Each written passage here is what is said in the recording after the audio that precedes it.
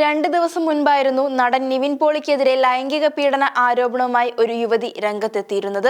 അഭിനയിക്കാൻ അവസരം വാഗ്ദാനം ചെയ്ത് നിവിൻ പീഡിപ്പിച്ചെന്നായിരുന്നു പരാതി. എറണാകുളം നേരിമംഗലം സ്വദേശിനിയാണ് പരാതി നൽകിയിരുന്നത്. കേസിൽ 6ഓളം പ്രതികളുണ്ടെന്നും പരാതിക്കാരി പറഞ്ഞിരുന്നു.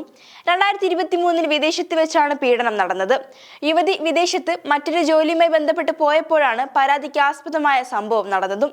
ഒരു വനിതാ സുഹൃത്താണ് തന്നെ നടന്റെ മുന്നിലേക്ക് എത്തിച്ചതെന്നും യുവതി പറഞ്ഞിരുന്നു. നിവിൻ പോളി, പരാതിക്കാരിയുടെ വനിതാ സുഹൃത്ത്, മറ്റ് 4 പേർ എന്നിവരാണ് നിലവിൽ കേസിൽ ഉൾപ്പെട്ടിരുന്നത്. എന്നാൽ കേസിൽ ഇപ്പോൾ ഞെട്ടിക്കുന്ന വഴിത്തിരിവാണ് ഉണ്ടായിരിക്കുന്നതും. കേസിൽ നിവിൻ പോളിക്ക് അനുകൂലമായി നിർണായകമായ തെളിവുമായി രംഗത്തെത്തിയിരിക്കുന്നത് നടന്റെ അടുത്ത സുഹൃത്തും നടനും സംവിധായകനുമായ വിനീത് ശ്രീനിവാസനാണ്. പീഡനം നടന്നെന്ന് പറയുന്ന ദിവസം നിവിൻ പോളി തനിക്കൊപ്പം ഉണ്ടായിരുന്നുവെന്നാണ് വിനീത് ശ്രീനിവാസിന്റെ വെളിപ്പെടുത്തൽ. ചിത്രങ്ങൾ തെളിവായി ഉണ്ടെന്നുമാണ് നടൻ പറയുന്നത്.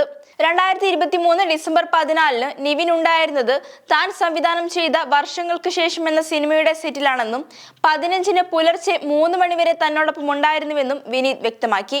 അതോടൊപ്പം 14-ാം തീയതി രാവിലെ തൊട്ടാണ് നിവിന്റെ രംഗങ്ങൾ ഷൂട്ട് ചെയ്യുന്നത്. രാവിലെ 7 മണിയോടെ തങ്ങൾ എല്ലാവരും തന്നെ ഒത്തുകൂടി. 8:30 ആയപ്പോൾ തിയേറ്ററിനകത്തെ ഭാഗങ്ങൾ ചിത്രീകരിക്കാൻ തുടങ്ങി. എറണാകുളത്തെ ന്യൂക്ലിയസ് മാളിലായിരുന്നു ഷൂട്ടിംഗ്. അതിനുശേഷം ഒരു ഉദ്ഘാടന രംഗമാണ് ചിത്രീകരിച്ചത്. ഏതാണ്ട് 300ഓളം ജൂനിയർ ആർട്ടിസ്റ്റുകൾ അവിടെ ഉണ്ടായിരുന്നു. ആ രംഗങ്ങൾ ഉച്ച കഴിഞ്ഞ് 3 മണിയോടെ തീർന്നു. പിന്നീട് ക്രൗൺ പ്ലാസയിലാണ് ചിത്രീകരണം. അവിടെ ഇൻട്രോ സീനടക്കം ചിത്രീകരിച്ചു. 15-ന് രാവിലെ 3 മണിവരെ ഷൂട്ട് നീണ്ടു. പിന്നെ കുറെ നേരം എല്ലാവരുമായി സംസാരിച്ചതിനു ശേഷമാണ് നിവിൻ പോയത്. അത് എളുപ്പം തെളിയിക്കാൻ സാധിക്കും, കാരണം ഇത്രയേറെ ആർട്ടിസ്റ്റുകൾ അവിടെ ഉണ്ടായിരുന്നു. അതിനുശേഷം ഫാർമ എന്ന വെബ് സീരീസിന്റെ ചിത്രീകരണത്തിനായാണ് നിവിൻ പോയതും. അതും കേരളത്തിൽ തന്നെ ആയിരുന്നു എന്നാണ് വിനീത് ശ്രീനിവാസിന്റെ വെളിപ്പെടുത്തൽ.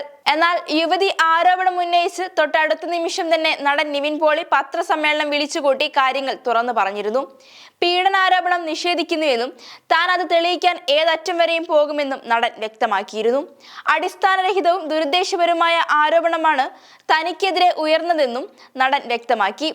നിവിൻ പോളിയുടെ പ്രതികരണം ഇങ്ങനെയായിരുന്നു: മാധ്യമങ്ങളിലൂടെയാണ് വാർത്ത അറിയുന്നത്. പെൺകുട്ടിയെ അറിയില്ല, കണ്ടിട്ടുമില്ല.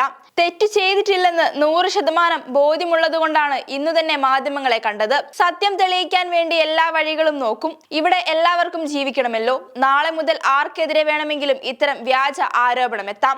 ഏതു ശാസ്ത്രീയമായ അന്വേഷണത്തിനും സഹകരിക്കും. എനിക്ക് വേണ്ടി ഞാൻ മാത്രമേ സംസാരിക്കാനുള്ളൂ. 1.5 മാസം മുൻപാണ് ഊന്നുകൽ പോലീസ് സ്റ്റേഷനിൽ നിന്നും വിളിച്ചത്. എനിക്ക് അറിയില്ല എന്ന് പറഞ്ഞതും ഇതിൽ വാസ്തവമില്ല എന്ന് കണ്ടെത്തി ക്ലോസ് ചെയ്തതാണ്. ഇതിന് വലിയ പ്രസക്തിയില്ല, അതുകൊണ്ട് ഇവിടെ വിട്ടേക്കുമെന്ന് നിയമോപദേശവും ലഭിച്ചു. ആരോപണത്തിന് പിന്നിൽ ഗൂഢാലോചന ഉണ്ടാകുമെന്നാണ് വിശ്വസിക്കുന്നത്. ആദ്യം ഫോണിൽ വിളിച്ചാണ് പോലീസ് വിവരങ്ങൾ തിരക്കിയത്. സത്യം ബോധ്യപ്പെട്ടതോടെ പോലീസ് കേസ് അവസാനിപ്പിക്കുകയായിരുന്നു. ശേഷം സത്യം തെളിയിക്കാൻ ഏതറ്റം വരെയും പോകുമെന്ന് സോഷ്യൽ മീഡിയയിൽ പങ്കുവച്ച കുറിപ്പിലൂടെ താരം നേരത്തെ വ്യക്തമാക്കിയിരുന്നു. തന്റെ പേരിൽ പ്രചരിക്കുന്ന ഒരു വ്യാജ പീഡന വാർത്ത ശ്രദ്ധയിൽപ്പെട്ടതിന്റെ പേരിലാണ് ഈ കുറിപ്പ്. ഈ വാർത്ത തികച്ചും അടിസ്ഥാനരഹിതവും ദുരുദ്ദേശപരവുമാണ്. ഇതിന്റെ പുറകിൽ പ്രവർത്തിച്ചവരെ നിയമത്തിന്റെ മുന്നിൽ കൊണ്ടുവരാൻ താൻ ഏതറ്റം വരെയും പോകുന്നതായിരിക്കും. തന്നെ മനസ്സിലാക്കിക്കൊണ്ടുള്ള നിങ്ങളുടെ ഓരോരുത്തരുടെയും ഫോൺ വിളികൾക്കും മെസ്സേജുകൾക്കും നന്ദി. സത്യം ജയിക്കട്ടെ എന്നായിരുന്നു കുറിപ്പിൽ നടൻ പറഞ്ഞിരുന്നത്. ആരോപണം ഉയർന്നതിന് പിന്നാലെ നടന് പിന്തുണയുമായി നടൻ ബാലയടക്കമുള്ള നടന്മാരും ആരാധകരും രംഗത്തെത്തിയിരുന്നു. എന്തായാലും നിവിൻ പോളിയുടെ പോരാട്ടം വിജയം കണ്ടിരിക്കുകയാണ്.